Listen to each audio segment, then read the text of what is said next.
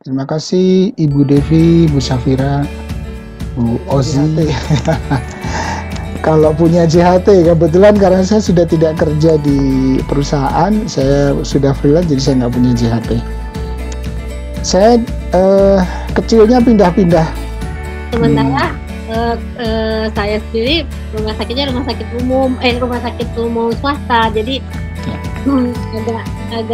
agak sulit, ada kondisi. Arahnya ke sana. Kalau kita bilang idle kan berarti beban kerjanya ya, beban kerjanya itu dimensinya apa saja. Ada pekerjaannya, ada aktivitasnya gitu ya, ada hitungan waktu tentang proses kerja ya, proses kerja yang kita buat secara standar, maka itu disebut SOP, Standard Operation Procedure. Nah, prosedural itu dicatat Bapak Ibu. Tapi nyatatnya bukan sekedar mencatat ya, ada yang namanya debit kredit tadi.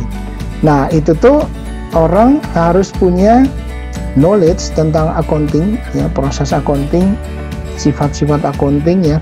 Nah, pengalaman saya banyak juga karyawan yang sering bilang bahwa Pak, saya sudah overload gitu ya, kerjaan saya banyak sekali. Jadi kalau misalnya ketika kita tambahkan sebuah pekerjaan, jawabannya Pak, saya udah, bukan cuma manajer, kalau nggak ada manajernya, supervisornya juga termasuk ya. Nah, mudah-mudahan yang saya sampaikan metode dan tools ini bisa bermanfaat ya. Menurut saya adalah pertanyaannya apa gitu ya, pertanyaannya yang dilakukan apa. Pertanyaannya untuk membreakdown tidak salah, tapi mungkin lebih tepat lagi adalah pertanyaannya adalah ketika yang tidak mampu, tadi orangnya harus dilatih, dan orang yang mampu, yang tadi menindih pekerjaan tadi, yaitu sementara di in charge gitu. Kira-kira begitu Ibu Faradia. Kalau teman-teman lain ada yang mau nambahkan silakan. Banyak transaksi penjualannya gitu ya. Atau ya tergantung perusahaan masing-masing lah. Kalau yang namanya inden pun sudah termasuk, ya itu yang dihitung gitu ya. Jumlah beban kerja berdasarkan job desk tadi ya Bu Safira. Jadi nggak salah juga melakukan. Ya, ini ada satu metode yang dipergunakan untuk menghitung total time use ya, total time use. Jadi jumlah waktu yang digunakan dalamnya.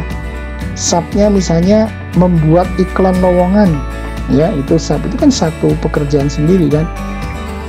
Bapak Ibu harus mikir, merencanakan dulu gitu kan, mendesain. Ada nggak apa-apa, job desk-nya belum ada, berarti Bapak harus melakukan interview gitu ya, menggunakan tadi apa namanya, form pertanyaan-pertanyaan, terus ada pengamatan ini makin detail, bisa jadi kan ada MPP, ada manpower planning dulu, baru minta.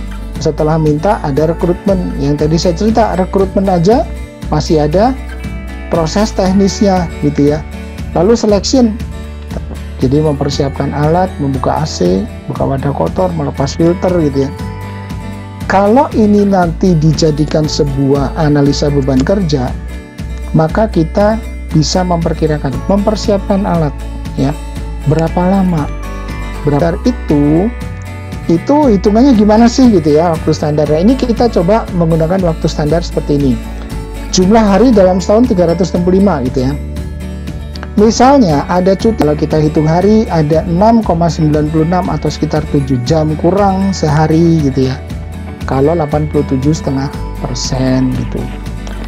Nah, sekarang saya mau kasih contoh, kemudian minta membuat laporan permintaan upah. Jadi dia hitung, dia ambil, dia ganti, dia catat, kemudian dia bikin gantinya kan.